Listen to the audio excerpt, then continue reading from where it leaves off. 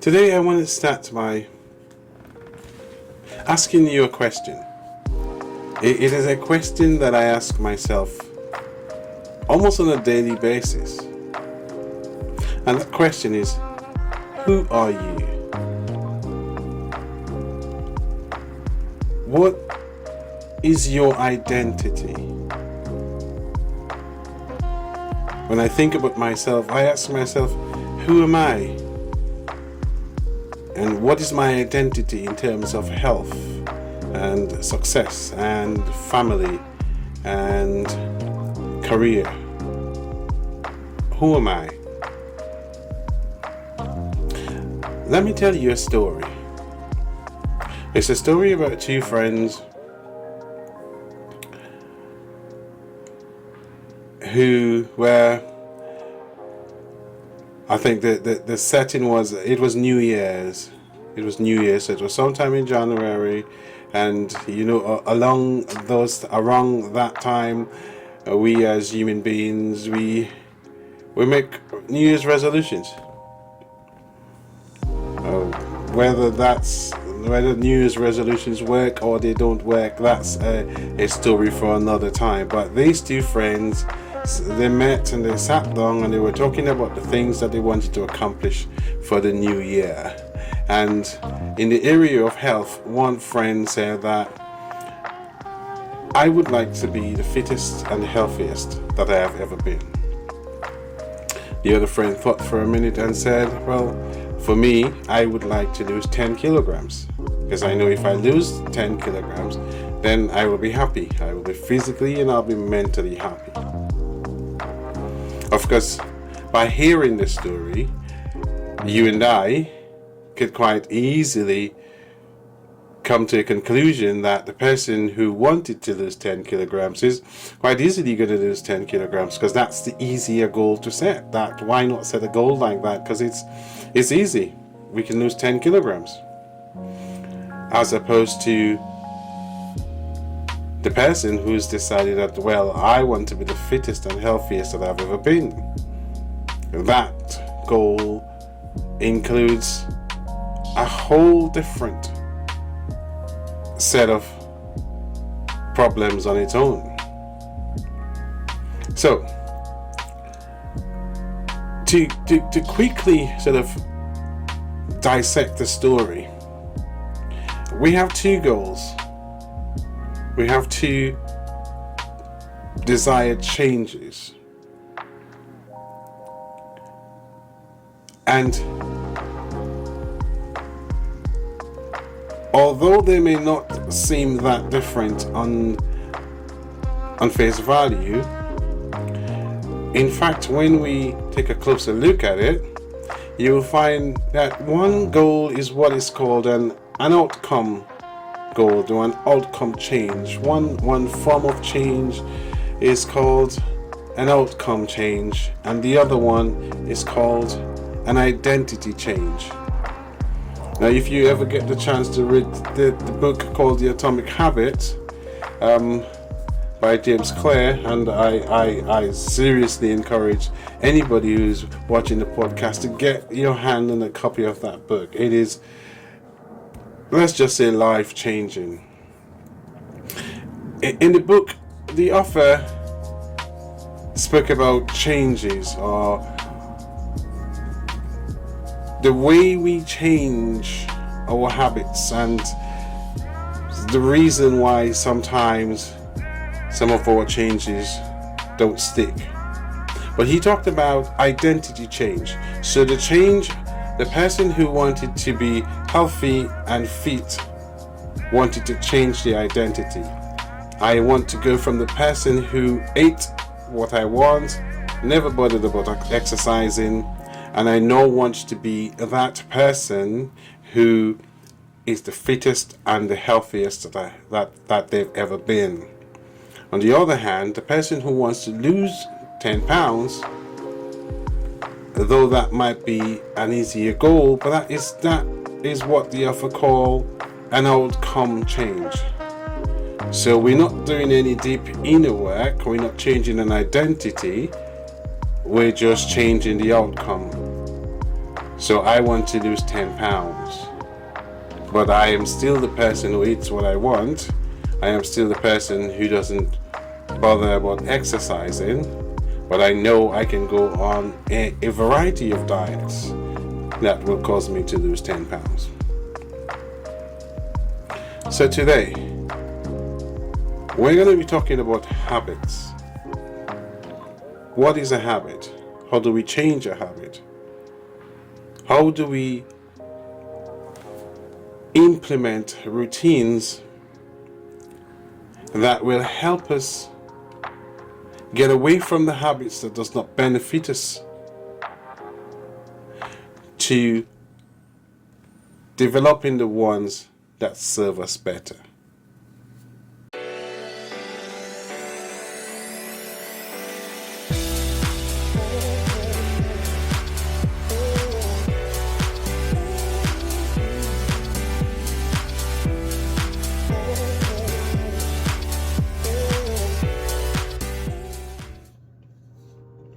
So let's talk for a second about how habits are formed in the brain.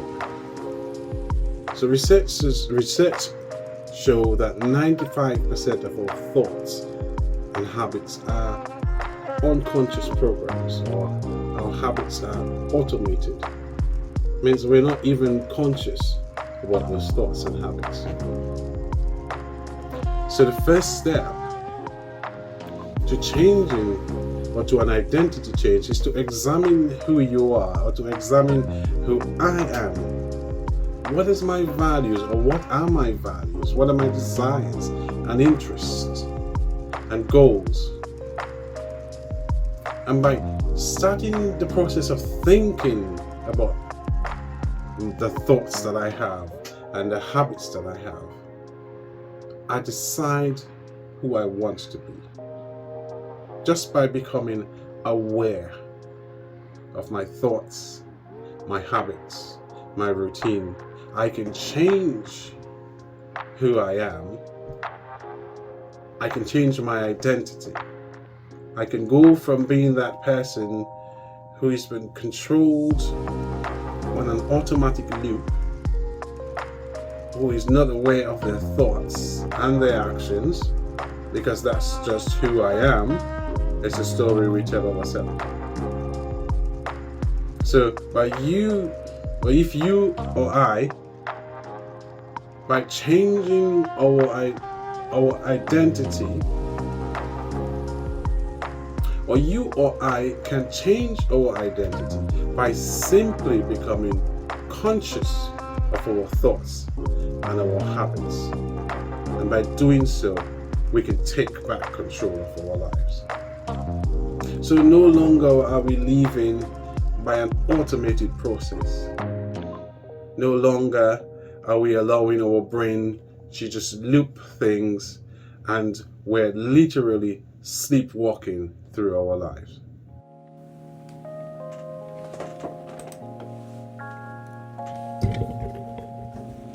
So what is a habit?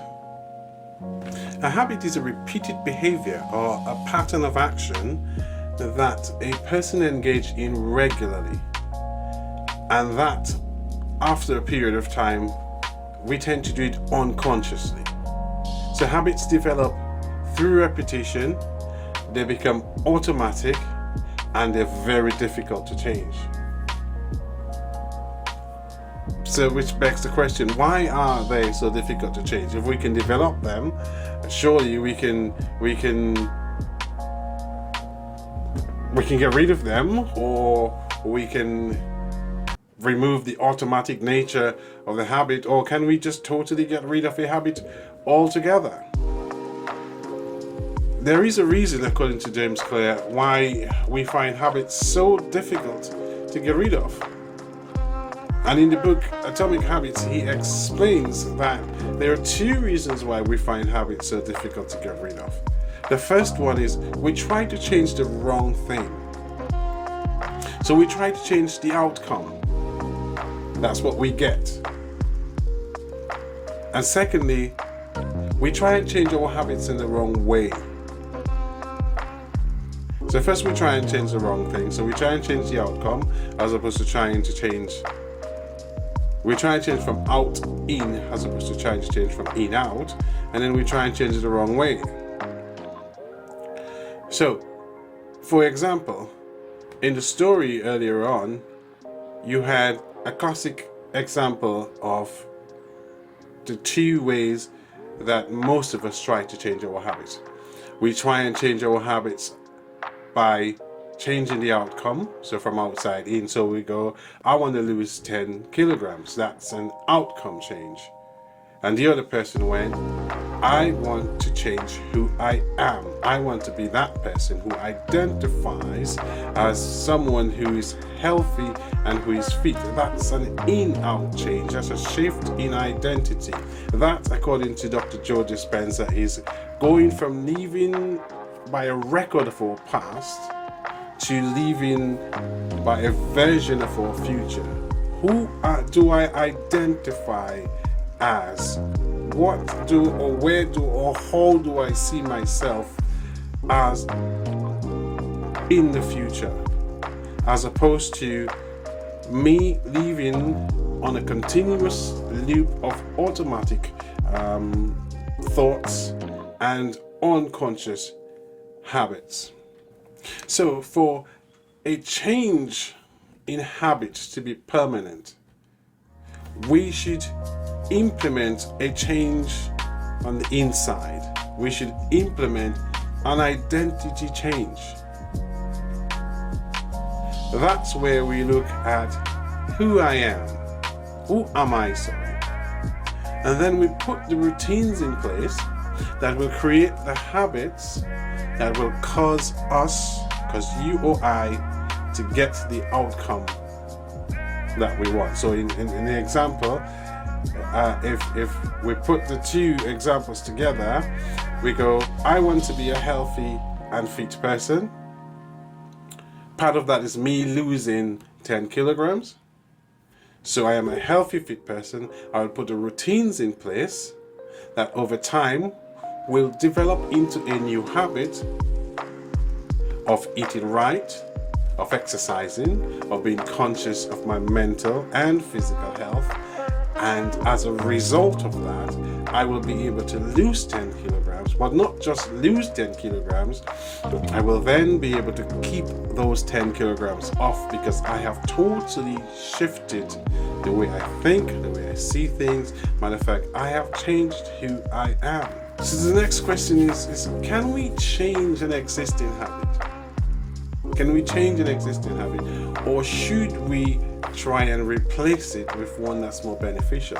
There's a lot of research out there, and there is research one professor carried out, I think it was with rats in a cave, and the rats had to find the cheese, and they studied the rat's brain, and on the first run to find the cheese, you could literally see the rat's brain was in overdrive.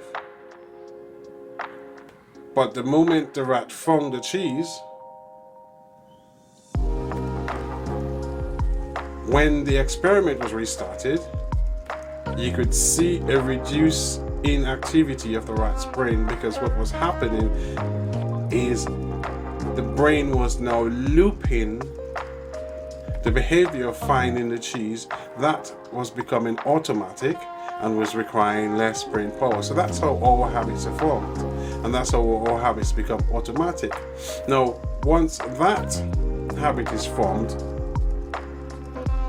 it's locked in our brain. So if this habit is a habit that's not serving us well, what we then have to do is find a way to break that habit loop.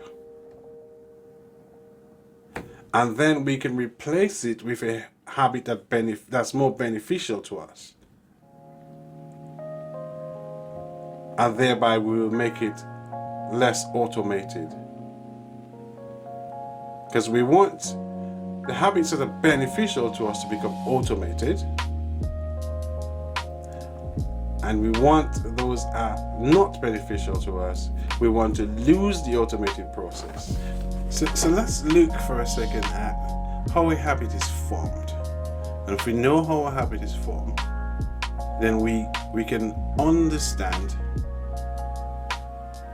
or find ways of breaking the old habits and putting routines in place that will encourage new habits.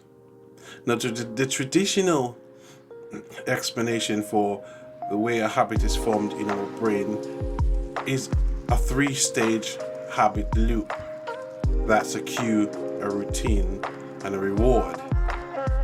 But in the Atomic Habit, the author adds a 4th stage. So in the Atomic Habit, it's the feedback loop includes the cue, a craving, a response, and a reward. And the author goes into great depth into explaining each one of those and how we can manipulate each stage into either making new habits or discouraging old ones. So the first stage is a cue, and the cue is a trigger. So it is the cue, it's that thing that triggers your brain into action. So a cue could be every time I smell cheesecake, I develop a craving for cheesecake.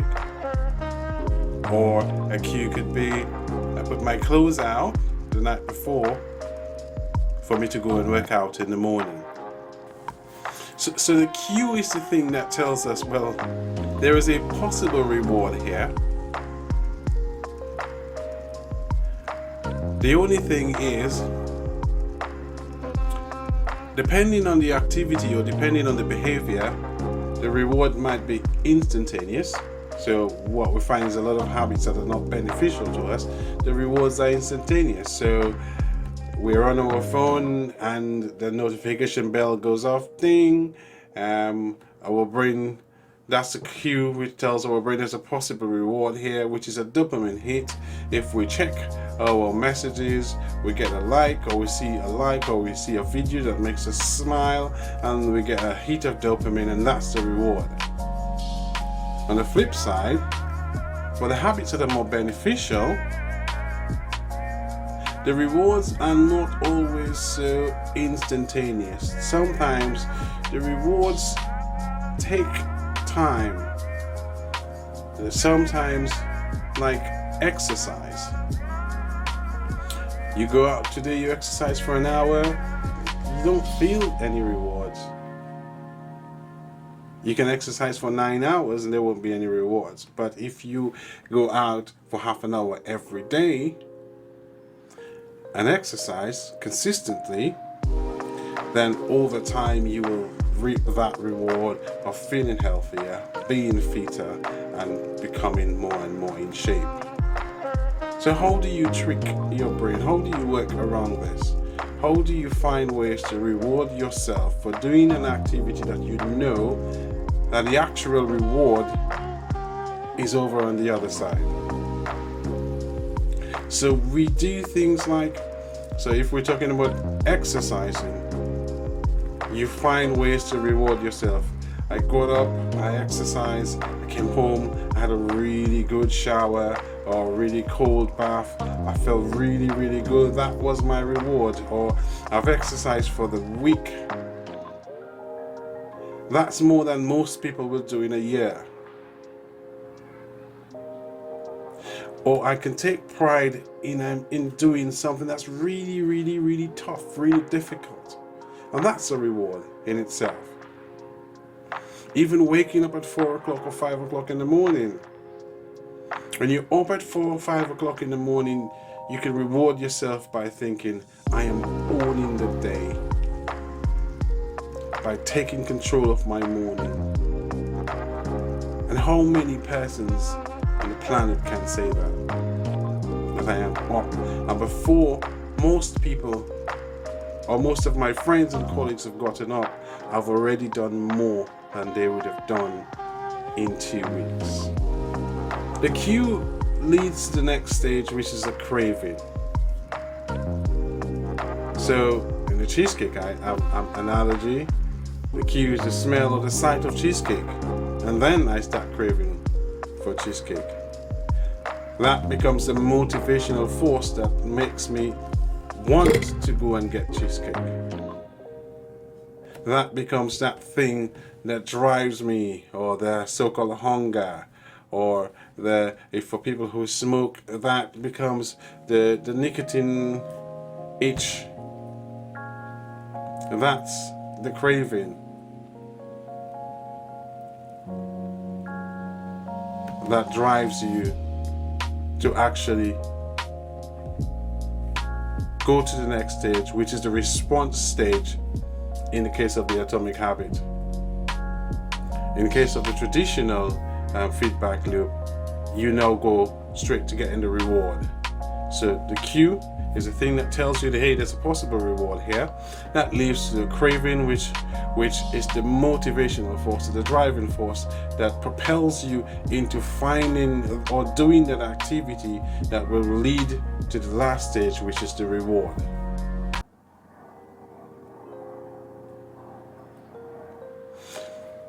So let's talk about some types of habits.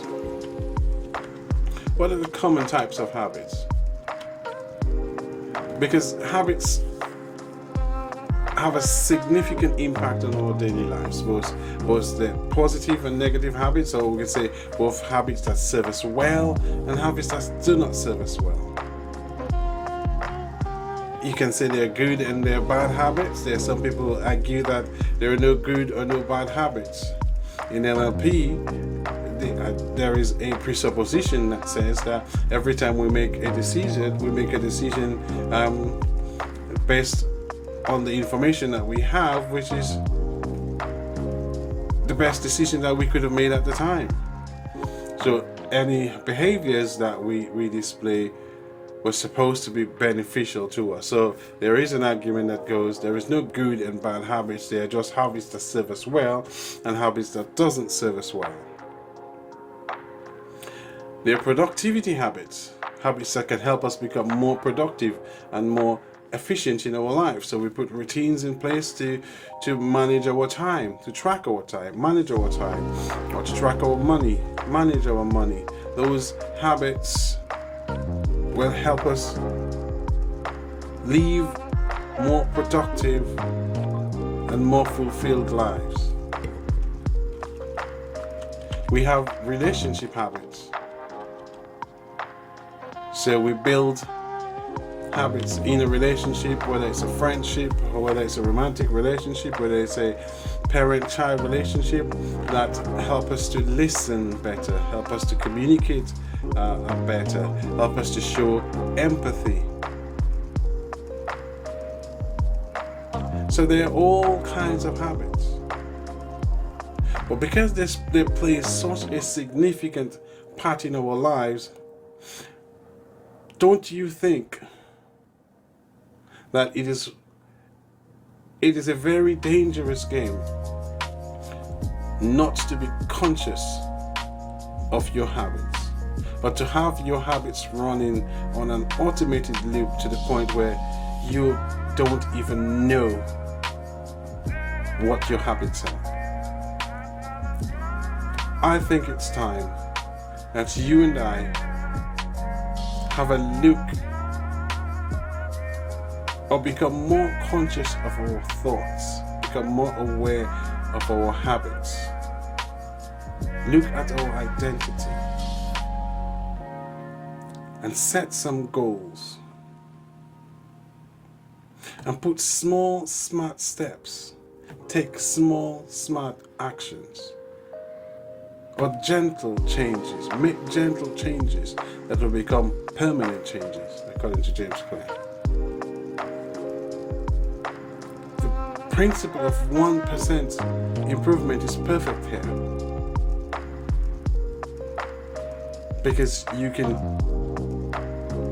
identify the person that you want to become. And over a period of time, through the compound effect and through momentum, as you stack 1% changes upon 1% changes, you will slowly but surely, in a permanent way, move from a vision or a record of your past to that vision of the future, that person that you want to become. So in doing this, one of the things that's really important is that we become self-aware. We now take a look at ourselves and try our best to understand who we are. What is my story? What is your story? What are the things that I do automatically that I'm not aware of? And how can I reverse the habits that does not benefit me and put new ones in place? How can I overcome the obstacles that would get in the way of me changing or replacing my habits? Obstacles such as lack of motivation. How can I motivate myself? So how can I make that habit loop easier to foster the good habits or the beneficial habits? And how can I put resistance to make the habit loop for the habits that doesn't benefit me so much a bit more difficult? So my phone, if it's a distraction, can I put it on silent? Can I put it in another room? That means I have to get up and go to the other room to get it. That's a bit of friction. That means I might go, if it was just there, I'd pick it up, but I have to go all the way over there. If I want to exercise, can I get my outfit ready the night before? Do I structure the days that I want to go exercise? If I want to eat right, do I clear my cupboard out of foods that I don't want to eat and make sure that the foods that I want to eat is stuck there? How do I control my environment? Because your environment plays an important role in forming new habits or breaking old habits. How do I control my environment? What are the things that I need to do to make that habit or the routines that's forming that habit so much easier? And that means it's more likely to go from a routine to a habit. So, habits. We know that there are processes and routines that we've done over a period of time that the brain has automated, so they're unconscious, and once they're formed, they can be difficult to break. We know that there is a habit forming loop made of a cue,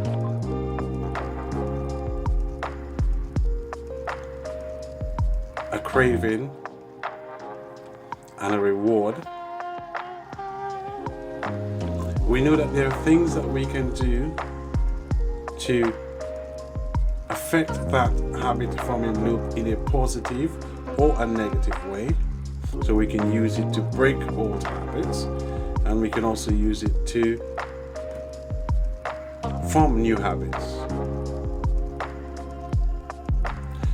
We also know that the best change is a change that is done on an internal level, on an identity level, as opposed to an outcome level or an external level. we know that if you know who you are, if you're self-aware, you know who you want to become, then you can put the routines in place that will, over time, become habits that will fall in line with your identity. So what are some of the things that you say, that's just who I am? Some of the habits that you have, that's just who you am, who you are. When was the last time you stop and think, what are my thoughts? I could easily go through a day without being conscious of one thought that's gone through my mind, or one habit, or one thing that I've done, because that's just who I am.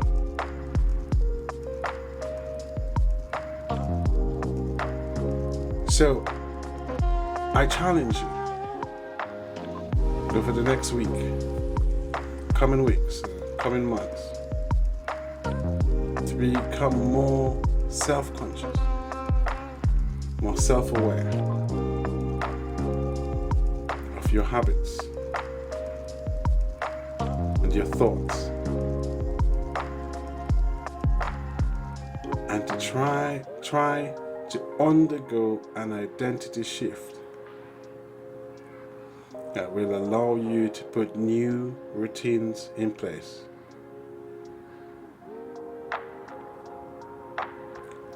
to change to habits that are more beneficial to you. So this is the end of another podcast. Thank you for staying till the end. If you like what you've heard, or if any of the information is beneficial to you, why don't you hit the notification bell and share with your friends and family. Let's grow this podcast to a place where we can get more influential people on. Let's grow this podcast to a place where more and more people will get on this journey with us to find their inner excellent individual. Till next time, this is Egbert saying, stay well in mind, spirit and body.